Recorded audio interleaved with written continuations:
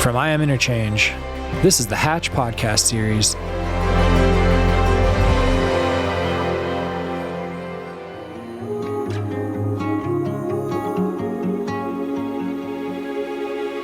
It seems now more than ever that we have found ourselves on the cusp of monumental worldwide change. Whether we consider the environment, politics, infrastructure, health, economics, or inequities across a broad swath of social constructs, the consensus is clear and urgent. All is not as it should be. The United Nations, a consortium of 193 member states from around the globe, agrees. In 2015, the UN unanimously adopted the 17 Sustainable Development Goals, the SDGs. These goals call for urgent action and global partnership to secure peace and prosperity for people and the planet, now and into the future.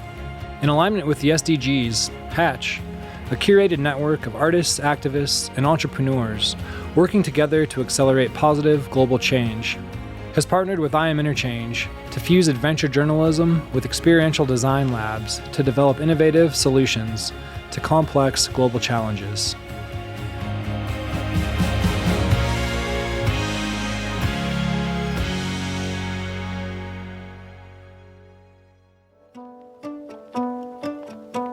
On the cusp of a new moon, a group of hatchers, seekers, adventurers, and innovators took a trip down the Nile River in search of paths both into the heart of the same age-worn darkness and outward beyond the confines of their modern vernacular. They found a way forward by looking back, way back, to a time that holds more technological, spiritual, and social curiosities than answers. In this place, floating down the spine of the earth through Egypt, the mother's belly, they embraced the divine feminine and all that she whispered of joy, of power, of emotion, of hope. I'm Tate Chamberlin, and here I host guests Annie-Laure Fernandez and Abdelmoety Elbhrewy as we revisit that trip down the Nile, through the cradle of humanity and into an introspective realm of the head and heart, one that marries the stars above to the dirt below, the male to the female, the east to the west, the indelible past to the ineffable future that is destined to repeat it. We're in Egypt. Join us, won't you? I'm Tate Chamberlin. This is the Hatch podcast series. We've got two very special guests, Annie and Abdel. They're with Hatch this week, and I'm really excited for this interview. What kind of toys did you have when you were growing up? I was a total tomboy, so I was always outside, so there wasn't a concept of toys really. It was like stick and trees, and one day my father went on a trip and brought a doll, and I looked at it thinking, why? So you had sticks and trees, and your dad one day brought a doll, and you didn't connect with it at all? Not at all. I remember I was maybe 7 years old when I made a small statue from clay, from the mud of the Nile. And I buried it under the ground. And I said to myself, maybe the people will find it after 200 years. Although that I lived in the Delta. There is no much ruins of old Egypt. So somehow... Is it still there, maybe? Yeah, maybe. Abdel's artifact. I'm gonna look. Do you remember where it was? Yeah, no, I remember the area, but exactly where it is, no. Awesome, that's great. How did you earn your first dollar? I earned first money. I was working actually with my family business because my family is working in furniture. My father was a carpenter, and I think I was teaching. Maybe I was like 14. Started giving math lessons to younger kids after school. And then, babysitting. Teaching and babysitting in your parents' furniture store? And furniture, yeah, exactly. Yeah. Did they build it or sell it? No, we built it. Wow. So I can actually wood carving. And, Is there anything that almost kept you from being here? I think it was a bit of timing, like the last minute and having to arrange practicalities. But we're here. For me, actually, I was excited to meet you all guys here, and because I knew that I was gonna be the guide here in the group. We're back here on the Nile, and I'm hoping the two of you will help kind of ground us where we are and what we're doing. So where we are just today, right now, is close to the ancient capital of Egypt, which is one of my favorite sites. It's like a huge empty space surrounded by walls, by ancient walls. And in that space, you feel the echo of time past, of people have loved and lived and all the in-between of life here. And now it's just this huge empty space. And it gives you a perspective of what it is that you're building, what it is that you want to leave for the generations to come. And it always humbles me to be here. For me, of course, the city is, what Annie said, so old, actually, what we call it prehistory, pre-dynasty, before the dynasty. And here is the main nature forces, or the main god or deities, is a goddess called Nekhbet, and that is the main nature forces. But also supporting her is Tahuti or Tate, god of wisdom. That you have both, but the main one is a goddess, and who is helping or who supporting is the god of wisdom, Tahuti or Tate. And you see it also. It is a huge place. It's a space. The ruins, and it calling your imagination how it used to be. Calling your imagination how it used to be. I love that. When we are here on the Veda boats with Threefold and 45 hatchers connected with you two, why do you do what you do?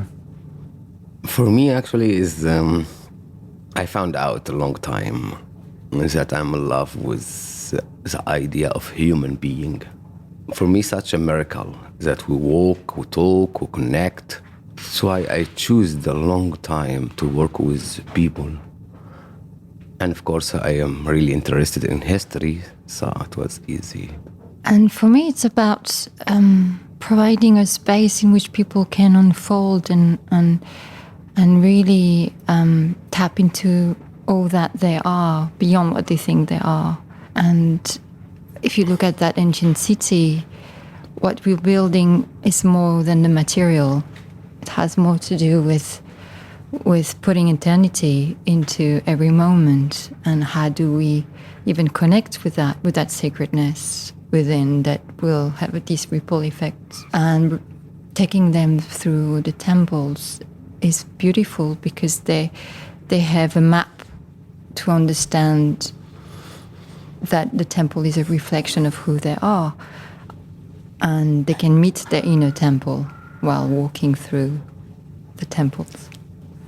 My goal with you this morning, as we're watching the sunrise, I want to make an Egyptian love story with you. Do. Why is Egypt significant to you and to the world, do you think? It is such a mystery. We think we know, but do we really know? And there is this technology that was designed by this ancient civilization, and you don't understand it, but as you go through it, through those temples, something opens within you. Yeah. It's almost like exploring new spaces that you did not know you had within you, and it expands. It's magic. Yeah, Egypt. Oh. We call it in Arabic Dunya, and means the mother. Dunya is the earth or the cosmos. She is the mother of the earth. Of course, I have been born here, I grew up here, but I traveled all around, and always something bringing me back home. Yeah, it is here is the roots. Egypt is like a pyramid. We have a lot of pyramids, but Egypt as well is a pyramid because all the morals and civilization have been born here and spread everywhere in the world. So I was lucky to be born here, that I am close to the roots and that's what grounded me, and what I try also to give it to the guests, to try to explain that. But they feel it. Anyway, they feel it. Without any explanation, most of the guests say, oh, something here. The energy of the land. Maybe the location of Egypt and the earth. So I hope you two will take me on a journey. There's a trip you can take in Egypt is to go up and down the Nile and explore the temples. And I've been told that the Nile is the spine of the earth. And I'm hoping, I know we're going backwards. We went from Luxor to Aswan, but the more traditional route is from Aswan to Luxor, I understand. Can we retrace our steps from the temples and their significance and kind of our journey through all of that? I mean, the Nile starts in Tanzania, so it goes all the way back down, which can be considered the cradle of humanity. And as the water comes up, you get to Isis Temple. So what is that for you, Abdel? I think Isis Temple for me is the heart. It is an island surrounded with water, and the energy of the temple, when you are there, it is joyful. That's why I think it has something, for me, is more the heart. Yeah, and Isis is the mother, and you feel all the potentiality in there, almost like the DNA, the bulb of the tulip. Like people get in touch with their potentiality, and there's a calling to nurture, to nurture yourself, to nurture the earth. And there's an initiation to almost become a conduit between heaven and earth. And in that movement, to start your initiation, it's the first step, is saying yes, I'm going to be a conduit between heaven and earth, and I'm going to nourish myself and the people around me, my communities, and the planet. And for me, Isis is this calling. And you go to Horus. What is it? Yeah, Horus. Horus is the son of Isis and the falcon, and how protecting, actually, the symbol of protection. It is, for me, is Horus also is supporting, kind of supporting the temple there. Support yourself. Horus is the son of Isis and Osiris, yeah. And he's supporting the temple of Isis? Yeah. It is the sun, he's supporting her. I really like the ancient location of the Isis temple because it was moved. I think Abdel knows more about that. But when you go to the ancient location, they only left the door. And there is this energy that is, it's almost like you connect with deep within. It brings you to your heart, as you're saying, Abdel. It brings you to this opening to become more than you are. Or you discover who you are. You discover who you are, yeah. Find out who you are. Where do we go from here? Then you go to Koombo. So you start in this unity, in this oneness, and then you move to Koombo, and there's the duality. And duality, there is Horus, so humanity on your left, and then there is Sobek on your right, the more death, the unconscious, the underworld. And then there is this potentiality of like this infinity, this movement between the two, almost like an infinity sign that weaves itself between those two sides. Also got the balance, actually. It is also, what Annie said, between the two, life and death and infinity, and the point in the middle, because the temple of Komombo was the only double temple in Egypt. This means dedicated to main nature forces or to deities or to gods, and have been divided the temple. That's why there is a line in the temple, and it is given balance between maybe dark, maybe the light, maybe life, maybe death, in yourself as well. So that is also a message of getting balance on earth here between what you have inside yourself. And it was also a hospital, so those concepts were also embedded to healing. It was a place of healing and a place of dying also. People were given palliative care, or they were being helped for other things. And there's this big pit where the crocodile used to be, where when we take groups, we invite people to leave in that pit, the pain of being born, the pain of leaving, to leave whatever is still preventing them to step into their whole potentiality, to show up in this world. Yeah, and the beautiful thing also, Annie, that the old Egyptian call it not hospital or healing. No, they call it Ber Ankh. And Ber Ankh means the house of life. It's beautiful. Yeah, beautiful, yeah. We did a ceremony with our BIPOC community, or people of color. Can you tell me the significance of just the color of people and how that transitions through Egypt, but especially at that temple? I was guided to invite the African American woman in the group to give them the stage. So one was with Horus and one was with Sobek, and the group, we were forming an 8 around them, because the archetype of this original mother that was Isis or the Black Madonna, La Vierge Noire, has been kind of ostracized for our consciousness. It's not present anymore. And when you use the word virgin, it was never meant as that had never had sex. It was meant as empty. And black was meant as the womb, the empty womb. This empty womb is similar to the Tao. It's like the empty womb from which everything can be created. And that archetype has been misunderstood or taken out. There were times where she was very present in the religious rituals, like in Middle Age, but nowadays this has been gone. And so, but these women can link us through their ancestry back to that original mother. And I felt it was important to hold space for them in this moment, coming into this land and into retrieving that within them. Yeah, for me, actually, it was more also to trying to connect them with their ancestor. Because, if you see the carving on the walls of the temples, and you see the colored people of African people, and they are their ancestor. And to connect with your roots, this grows, and a kind of back home. But it's not only also for colored people. I think it is something for us all. But they are more, of course, connected because their features looks like the features of the carving of the wall. And it is true also they have their ancestor here. We're trying to connect them. What I think about... Yeah, it is by chance or sequence is in Egypt, all these temples, but it is ours all. It's for humanity. It's a gift for humanity. Yeah, to learn, to discover, to forget your ego, because there is a lot of question marks in Egyptian history till now.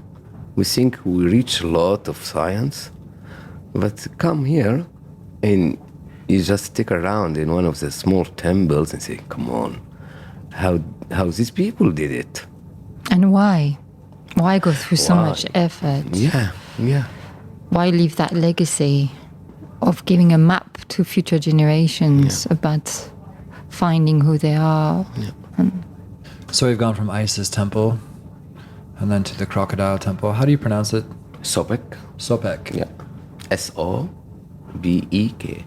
Sobek. Yeah. Komombo. Komombo. Yeah. Komombo. That's the name of the temple. Yeah. And we're on the river. We were at Isis yesterday? 2 days ago.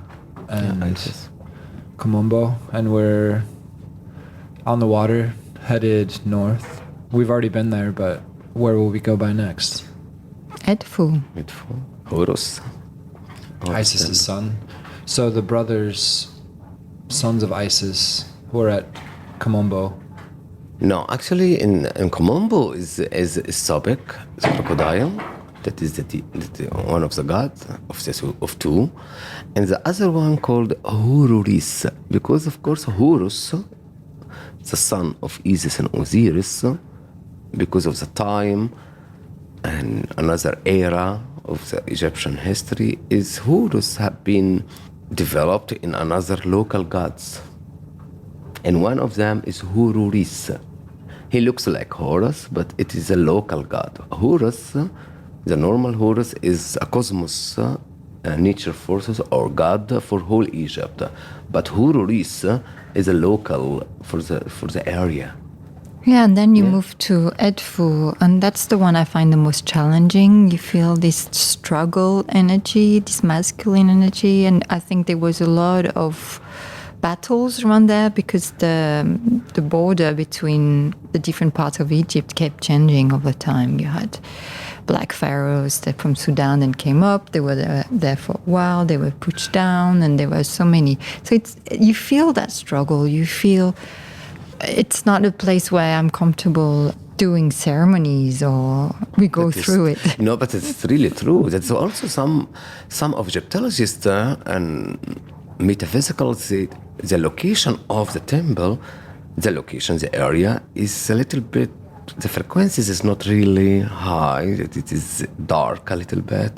This is one of the reasons that they built the temple over there, to get a balance a little bit, to try to bring the people spiritual, to bring people to the morals. Till now, as I am Egyptian, maybe you find you are not comfortable there, but so do I. As Egyptian. Okay, that reassures me. Yeah, no, but it is really true. If you ask also about a lot of tour guides or Egyptian, this city, woo. I saw some hieroglyphs there, and it showed people bound with their hands behind their back and just like in a little box. It seemed like it was a place of torture at sometimes. Yeah, you see it also in other temples. I don't have really an explanation, but what I found always is they are a little bit aggressive in the place around. Although the temple is amazing, because actually this temple is the best intact temple in Egypt.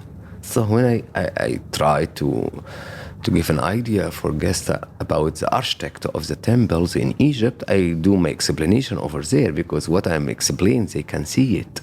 Yeah, there's a one room that is very special there, the room of Nut. Nut is the cosmic mother. So it's like there's Isis, more like an earthy mother, but there's like the cosmic mother and cosmic principle. I find the quality of that deity transcending. Before that, we went through. Did we go to the quarry? Yeah. Actually, between you have to go back. The next one. Yeah, no, it is between Komombo and Horus Temple in Edfu. How many stone blocks did you say were in the temples, and how big are the quarries that they brought them out of?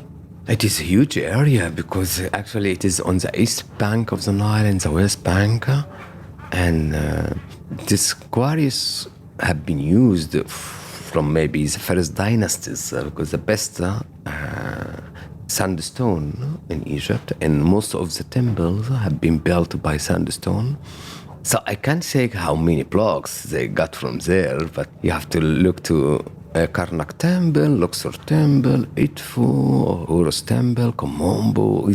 All the temples have been built from stones from there. So it was a huge community, because thousands of workers were living there, only waiting for the order to get block stone to build the temples. I always there feel the sweat of the workers, because sometimes they must work in the summer because of the flood of the Nile.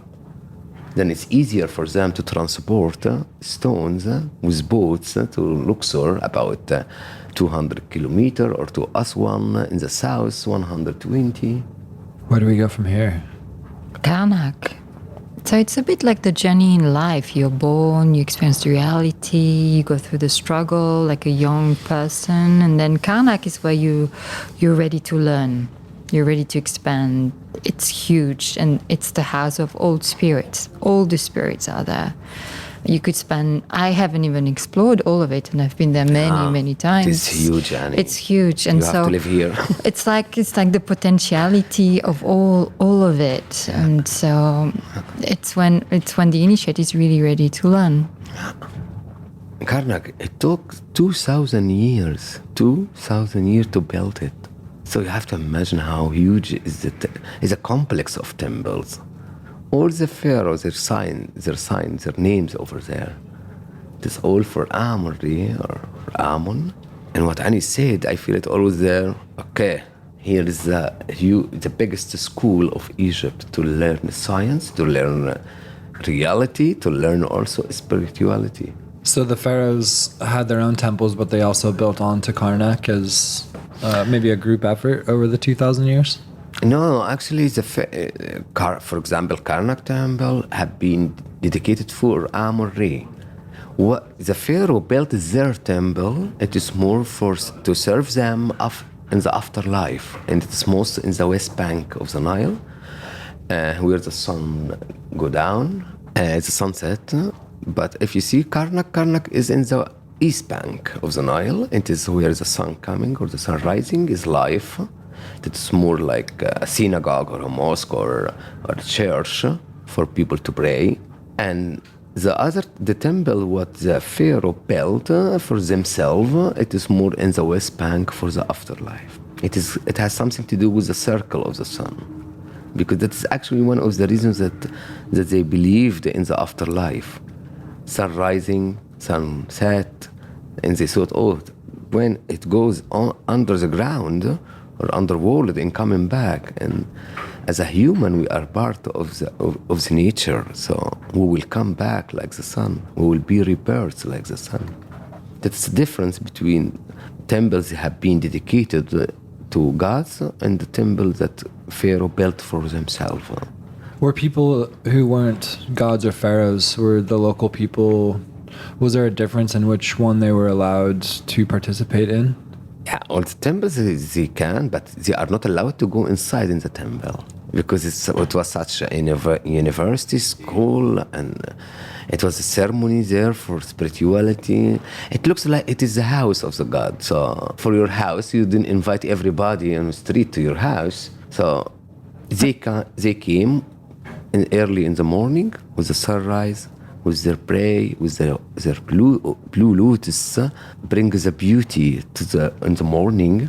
But they were not allowed to go inside in the temple, only outside. I think like in every religion, you have that concept that there's a space that is for everyone. There's a space that is for the initiates, and then there's a space that is maybe just for the high priests. So it was similar.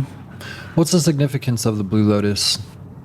There is still a lot of about the Blue Lotus, and still discovering a lot of about lotus. But for me, the old Egyptian always wearing the lotus, a real blue lotus in front of their head. Kids, men, women, holding always the blue lotus. And I think blue lotus is the beauty, because these people were lived with beauty. They were looking for beauty. So you have to imagine that I meet you on the street and salute you or greeting you, and I see only the lotus, the blue lotus in front of your head, as a man, as a woman, as a kid. And the symbol, actually, Annie, I think, because also one of the reasons that the blue lotus is so holy, it is coming from the mud. It's a beauty coming out from the mud, and I think Annie had Similar concept than the lotus in Buddhism. It's how you emerge from the mud, from the stickiness of life, and find beauty. My only experience with it is as tea, and it's very calming. You feel this kind of just light, soothing. It's a beautiful plant. Yeah, I ate it once, and I feel exactly light. But when you look in it, it is a blue with the yellow circle inside, or I call it Ra, in the sun, actually, in the blue lotus. It takes you away. So if you look at it or meditate on it, it brings you somewhere else. They're not a lot around. You have a friend who grows them, but other than that, you haven't seen them? Yeah. It is, unfortunately, of course, few of Egyptians caring about the blue lotus nowadays, and also papyrus. But papyrus grow a lot in the delta, in the north, but more for commercial reason. But my friend, actually, he believe in the blue lotus. And then we go north. Yeah, from Karnak you go to Dendera. Yeah, Dandara is for me when I come inside because it's one of the most beautiful temple. Also, it's actually Dandara is for goddess Hathor, and it is the feminine of Horus. That's why these two temples are connected actually, and it was also with a special ceremony that the statue of Horus went from his temple in Edfu with all the papyrus boat on the Nile. It was such a huge carnival, and all Egyptian, of course, with the beer and wine, music and instrument, celebrating actually that Horus, the masculine, going to visit his wife Hathor in Dandara temple. Dandara is joyful, feminine, music, love, Fertility. yeah, fertility, yeah. And there are these chambers that take you from really root chakra down. You get almost stretched energetically. Yeah. There's this pull that is so, this gravity that you have to expand the other way. And then you go to other chambers that are more about Osiris. Yeah. And for me, there's like a medical encyclopedia on the walls. It feels like there's recipes of herbal remedies, and so they didn't have internet, they didn't have like books, so a lot of things on the walls are remedy for the body, for the mind, for the soul. Actually, it is the only temple in Egypt that you can go beneath the temple for the crypt. Because normal, all the Egyptian temples have been built on crypts. And then to Abydos. To Abydos. Yeah. That one's your favorite. Yeah, I think it was not me, only me. Yeah. Yeah. There's an ancient temple behind the main structure that we cannot date. People think that it's pre-flood, before our era, before what we know. And there is the symbol of the flower of life. And there's two flower of life next to each other. And it's almost a place like you're invited to pour your own flower of life into the collective flower of life, and to allow the collective flower of life to pour into your own flower of life, like you become part of it all. The carving as well in the temple is a pharaoh called Seti, and Seti is the father of Ramses II. And the carving is the most beautiful carving in all Egypt. It dates maybe 3,200 years ago. And still so simple but so elegant. And actually what Annie said about the building behind the temple, it is megalithic instructions. It looks like a temple also next to the Sphinx. You can't imagine that a pillar of 200 ton, weight 200 ton from granite. How they replace it, how they transport it from Aswan, because all this granite came from Aswan. And Aswan from Abydos is more than 500 kilometers. So you go visit actually Abydos and you come a lot of questions. It is open something in your mind. How? Yeah, you've moved from this place of learning from Karnak into the fertility, love, experiencing Tantra and in Dandara, and then Abydos it's like, oh, you come into this maturity for that all of you can be part of it all. I love going up the stairs from the front of the temple, and then it just kind of expands into the desert, but then down, you're talking that area is kind of the original. Yeah, it's Osiris behind, yeah. And the energy there is something I've never experienced anywhere else. Yeah. It was a place for pilgrims, you call it pilgrims? Yeah, like Mecca, like Jerusalem. For all the Egyptian this is the place. The holy place? Yeah, it was a holy place. It was all the Egyptians, their dreams was to come once in life to Abydos, to visit Osiris, or Osiris was the king of the deities in the afterlife. That's also one of the reasons that in most of the tombs you find a lot of carving of boats. It is actually symbol. If you never have been there, you can take a maquette of a boat with you in the tomb, or you can carve it on the wall as a symbol. I have been in an Abydos. What about the flower of life? Yeah, flower of life. Actually, the only flower of life is in Abydos, behind the temple in the megalithic building. I saw by myself because nowadays it's forbidden to go inside. Yeah, it is for me infinity. Actually, it is something. It's sacred geometry. It's an energy pattern. It represents it all, like all that you are, and it's so many different layers. I think it's difficult to understand it with words, but I am a flower of life. You are a flower of life. We are, as a collective, a flower of life. Reality is a flower of life. It's almost like the pattern that is at the root of everything, of life, of nature. One of our stops was the Valley of the Kings, which is kind of an exploration of the tombs. I'd like to talk a little bit about that, but also the pharaohs and goddesses. I guess why the collection of possession, and why not share it? What's the significance of all the things and treasures in the temples and in the tombs? So there is what the Egyptologists say, and there is what my gut feeling says. And those two are quite different. My gut feeling says that becoming king, true sovereignty meant also that you had to let go of attachment. As I become king, I start carving my tomb, and I start leaving in my tomb all attachment that could prevent me from going to the next life. This is how I see it. That makes most sense, but of course this is not what most people say. But with great power comes great attachment. With ego comes great attachment. So that's the best explanation, but I think the historian would say something else. Yeah, it is a little bit different, Annie. Yeah. But I like your theory, or your feeling, actually. Yeah, they believed in the afterlife. They believe they will come back. And also come back, not reincarnation, what understand now. It is, they will come as a king.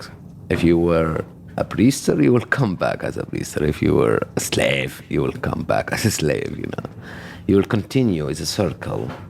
You continue life. So you need all stuff, what you used in your life, for the next life. That's why they took all what they used and what they need.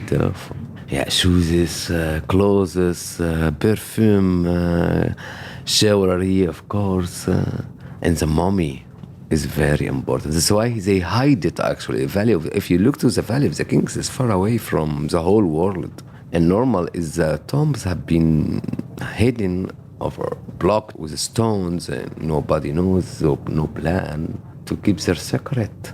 Were the people who built the tombs and temples happy? Did they know what they were doing, or were they forced to? Yeah, force, I don't know, but what we know, actually a little bit funny stories about them, because they have, it means, the funny story, what I mean is that they have joy.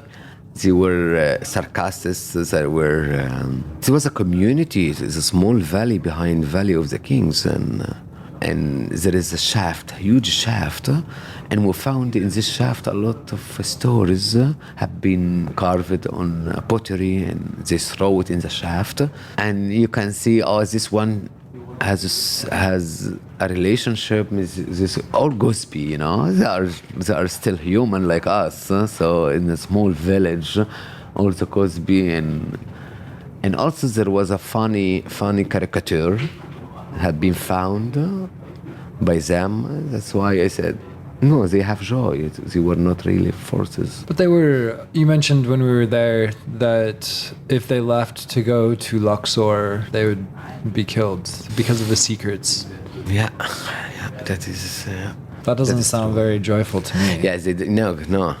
But if you are really curious and you want to see what was going on in the east bank of the Nile, no, you will be killed, because they know everything in the west bank, where all the tombs. And they know there was so much treasure, loot, and people looking for these things. But sometimes I try to extract and look from more higher perspective on what does it mean to be a king or the queen, and the shadows of that archetype with the group. And the shadows are over control or to abdicate. So I think it's important to bring it back to what does that mean for me here and now, and what are the lessons, and to lead a reflection about the areas of my life where I'm over controlling, the areas of my life where I'm not showing up. Should we go north? Yeah, north, yeah. In our trip was the pyramid. Yeah, let's go there. But in between, actually, north of Luxor, of course, is one of the most important sites, but it's not on our trip. Maybe I hope for the next trip.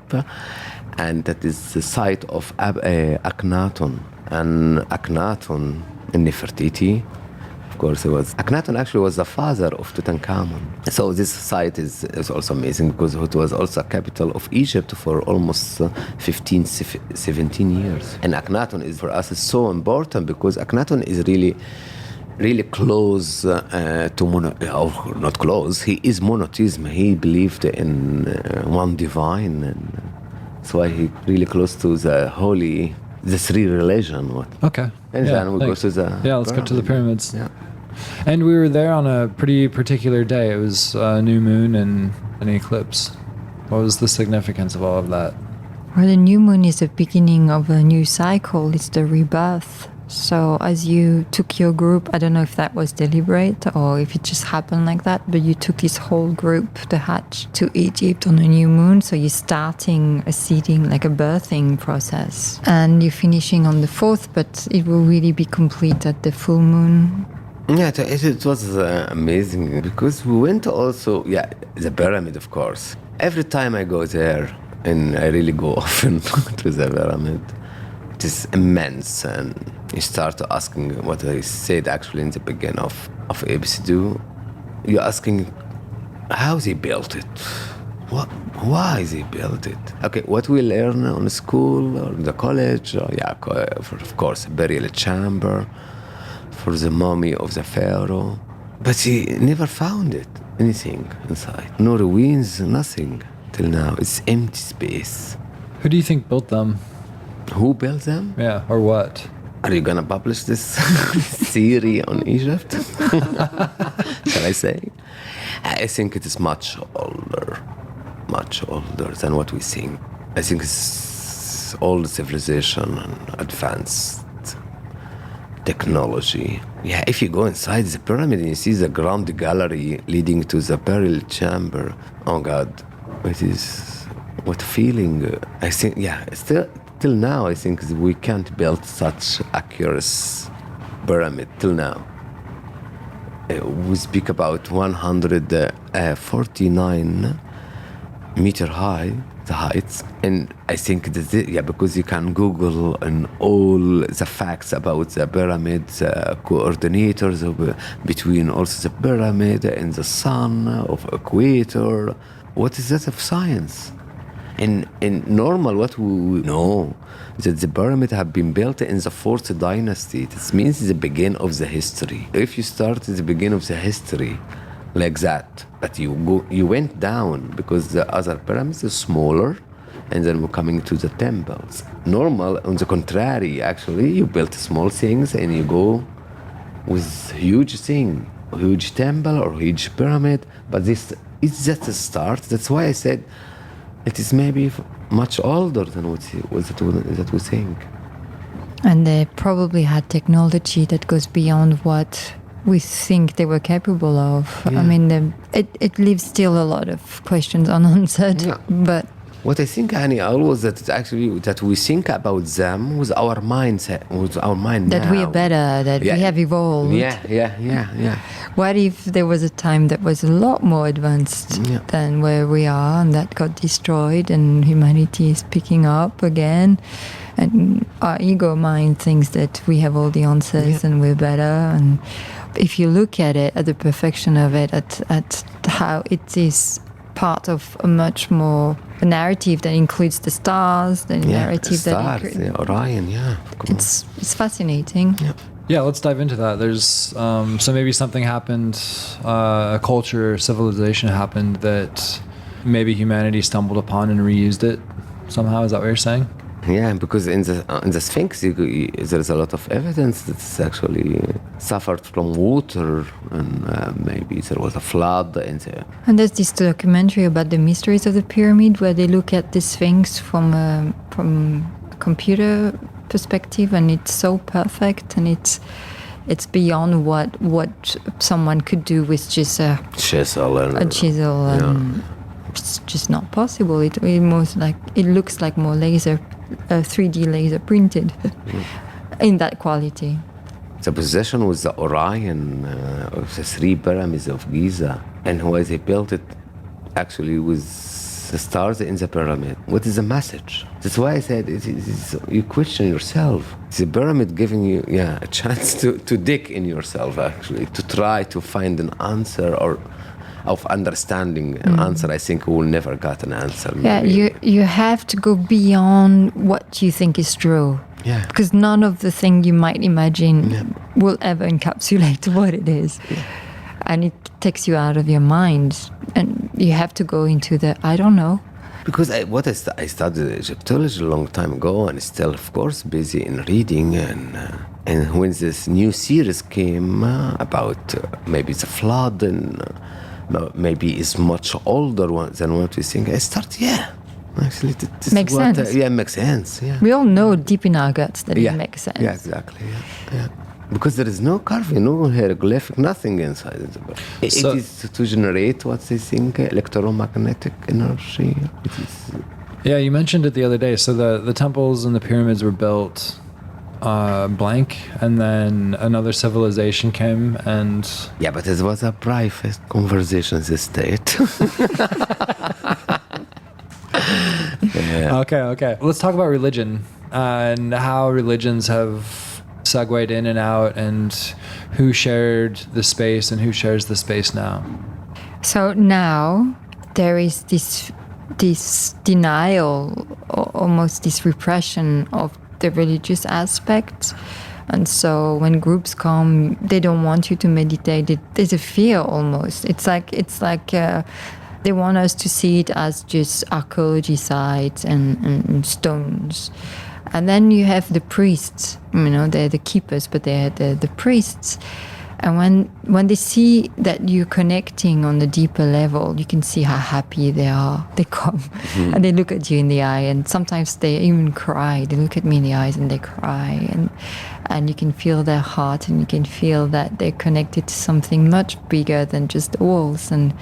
But when you show them, then you appreciate the place and you appreciate what they do in the place, they feel very touched. It's difficult here, of course, for them to understand that some people, exactly what Annie said, trying to understand what behind the stone, to feel the place. And I tried many times, of course, to explain that for them. Sometimes working. Some guards, they understand it. And most of them, no. It is a stone, it's a temple, it's... the place to make money. To make money, that is exactly how they see it. They chase you. And it is also for uneducated also guards. And they are Muslim or Christian, and oh my God, these people believe in other deities, That's for them weird and afraid and fear. That's interesting. So you're saying that the people who are involved in the temples, who are Christians or Muslim, believe in a different God, but yet they're thriving off of and pursuing I don't want to say the money, but just pursuing a different set of gods. It's a tourist site. Yeah. It's a tourist Exit site. Through the gift shop. Unfortunately, Actually, we had a beautiful experience in Abydos last year where we come out and Alejandro, who plays the flute, and flutes have a lot of keys. And he's playing, and all the Egyptians come around, they're happy. Yeah. And then this guy comes with his own flute, and they happen to have the same key. And that's beautiful because through music you can meet, and it created a bond between them. And he went again this year, and the son of the guy was there. I remembered him. Yeah, I remember him. I saw that. Yeah, it was amazing. Yeah. How we can have the same key despite having different cultures, religion. Let's find the keys we have in common, whether it's music or that really excites me when that happens. Yeah. How about Egypt as a whole? You know, at the birthplace of civilization and all these religions from all over. How's that interaction? You mean nowadays between Yeah. Muslim and Copts? Yeah, always. But not only Muslim and Christian. You used to have a lot of Jews here, Jewish. Between us as Egyptian, I have a Christian friend. No, it's so, sometimes I don't want to speak about it because that's normal for me that I have a Christian friends and also Jewish friend because here a small community. And if you look at Karnak, it's the house of spirits, and there's so many different deities there coming from that framework. I can only imagine that they would be very welcoming to other people. But that's not just Egypt, it's just been a growth of, I don't know how to even say it, a control through faith. Yeah. No, but it is, yeah. As opposed to faith being what Of course, liberates you from you hear control. from time to time, there is one of cases in Egypt here. This is true. But if you look behind, it is more in a education. Again, in a small villages, and it's maybe a conflict between two neighbors, and then because of the collective here is also not educated, starting to make a case of it. But normal in general, all the time, we live with each other.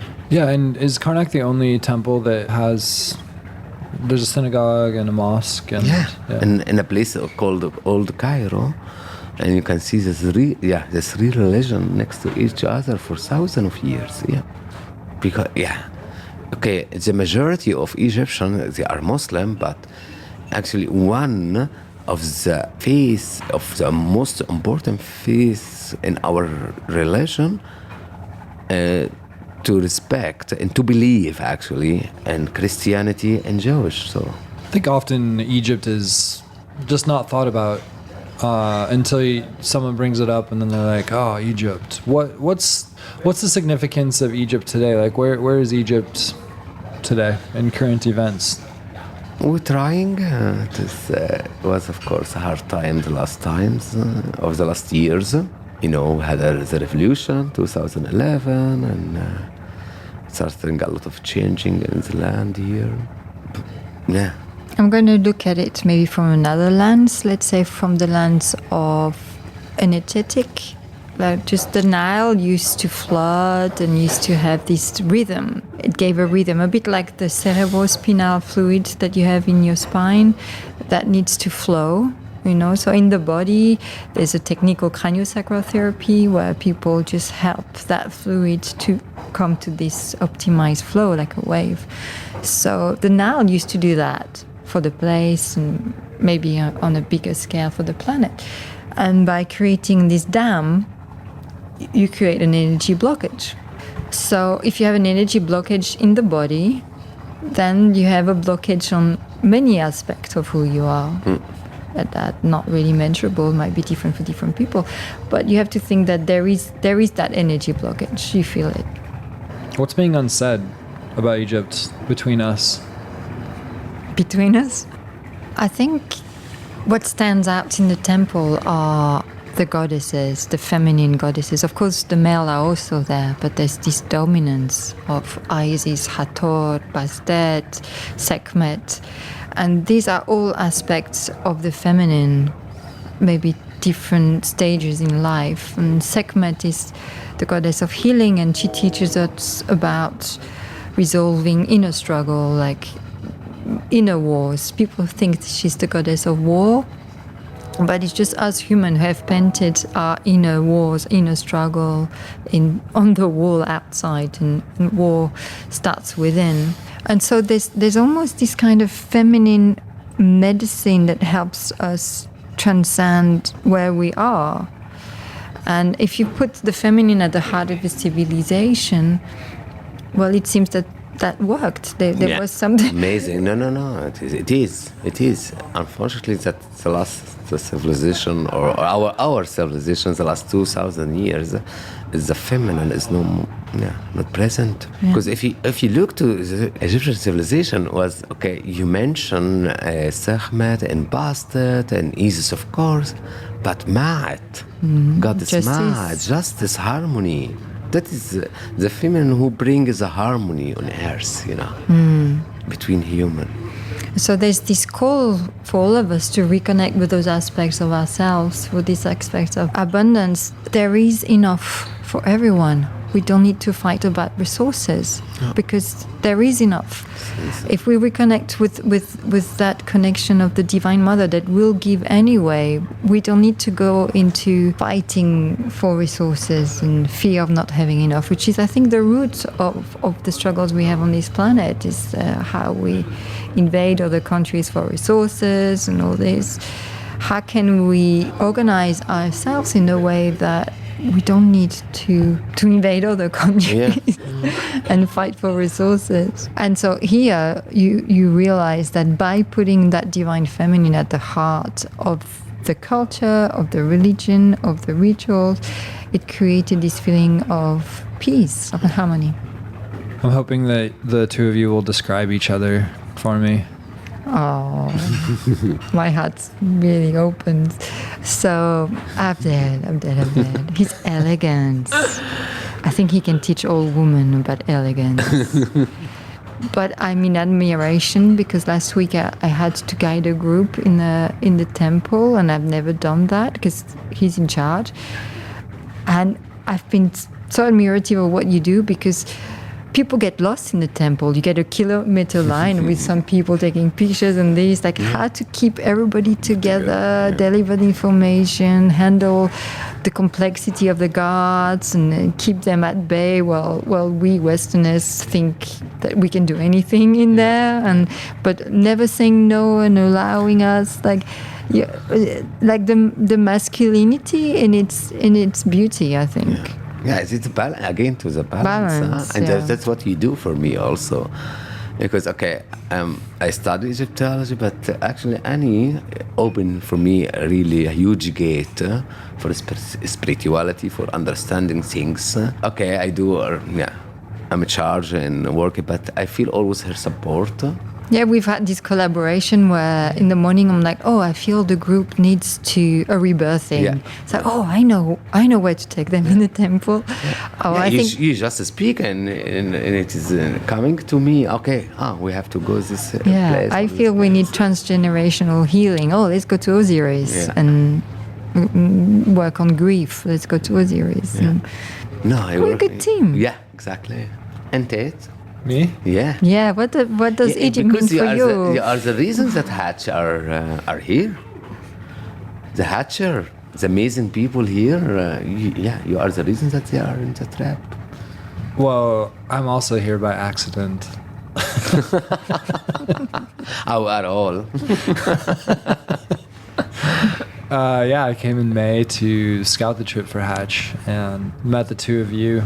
Yeah, I think just Egypt has this way of filling in the cracks. I can't quite put a finger on it, but I remember just feeling all of these experiences through the two of you and everyone on the boats and the temples, and just a big internal dive, and I was just processing it. And I remember getting on the airplane right as I left after our road trip and saying goodbye to you and Leo on the street, and your faces, and your face especially. We went through this thing. Abdel, you guide a lot of people, and you mentioned your hesitation in becoming friends with people because people come in your life and you make connection and then they leave. And we just had a great moment in Abydos, actually, where it was framed as our energies connecting, whether we were together or not. And when we missed each other, we would just tap into that. And so then we made the formal invitation for Abdel to be our friend. Yeah. And you too, Annie. Yeah, I remember your face as we said goodbye last time, and it was just I'm never gonna see you again. Because I used to. I read that. People. Also guests. And then Annie, just diving into the feminine, I got on the plane and I just like broke down and like all came out of me. What do you mean? Just a flood of emotion. It was so much.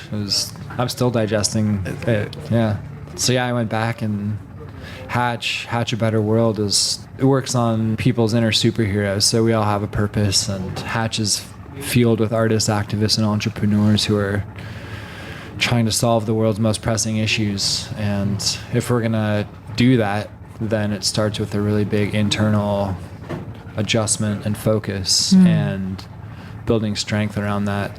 That has been my experience, and it gave me the persistence to get everybody back here and have you two help with that. The chemistry set of Hatch is really complex, as you've found out. I really appreciate your group. I've never found into a group so much gratefulness, like, and they express it. And I feel that they didn't come here to consume like tourists. They came here to learn, to grow. There's a deep longing to connect with the feminine. Yes. They've been called to be here, and looking at all their projects and what their engagement, I am humbled, and I really value what you're trying to do in the world and why we're all here. What is your perception of Hatch? What was it and what is it now? I think it's what I just said. It's like the hero's journey. There's a point where someone feels this call and stands up in the world and gathers people. And so I feel a bit Yarrow. It's this beautiful knight for the world that is fighting to help, to empower and design experiences that will help all these doers to do. And I love you for what you do, because there's so many layers to you. We talked about it yesterday, and giving voices to the unheard, and giving spaces to the outcast, and creating joyful experiences of mischievousness to everyone.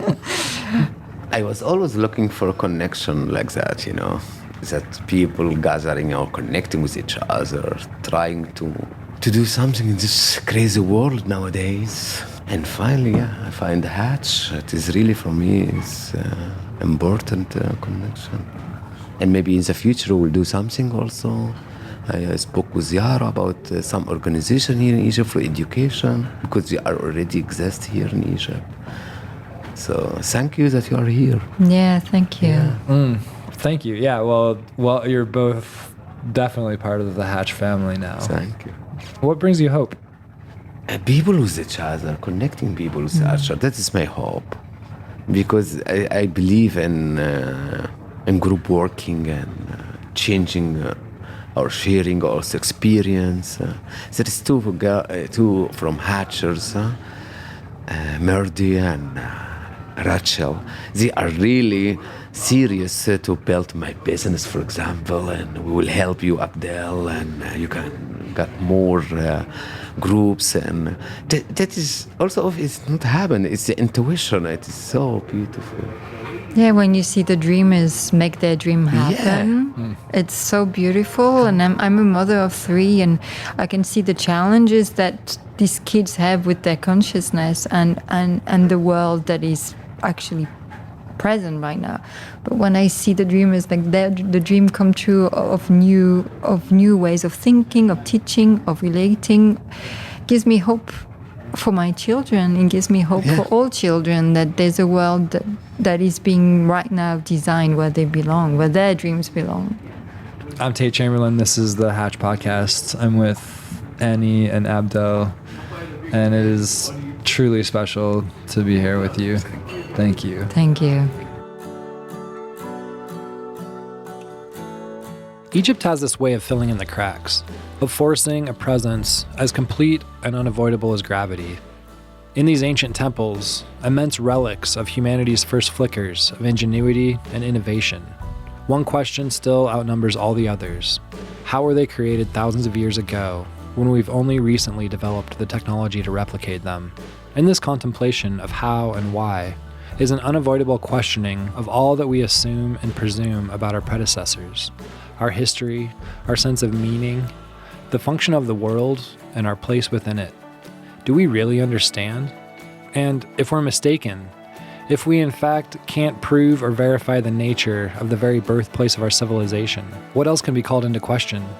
What else should be called into question? Is the answer to all that is broken a female-centered world? A deep dive into the feminine?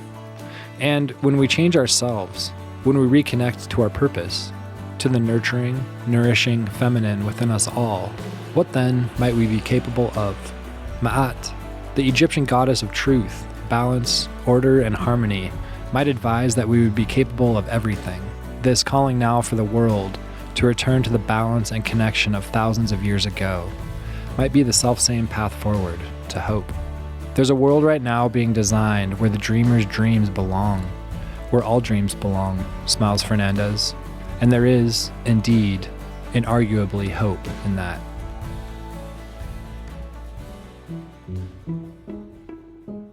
This episode was produced by Yara Craner, Susan Karstensen, and me, Tate Chamberlin. A shout out to our media and production team, Jessica Byerly, Allison Gregory, Kevin Hilton, Roy Chapman, Eli Kisko, Raymond Onsatagi, Sean Mackinson, Robert Edwards, and Mark Groner. A special thanks to Yara Craner, Jared Silverman, Pete Strom, Josie Caton, Eitan Shapira, Cassidy Seckman, Bryant Stersala, Rachel Hicks, Katie Yam, and Lou Morris. With so much gratitude to the Hatch supporters, Steelcase, the Kauffman Foundation, the Gwydion Fund, Envision Equality, the Hatch volunteers, board of directors, Hatch guardians, and the community who help make this work and mission possible. To learn more about Hatch, visit hatchexperience.org.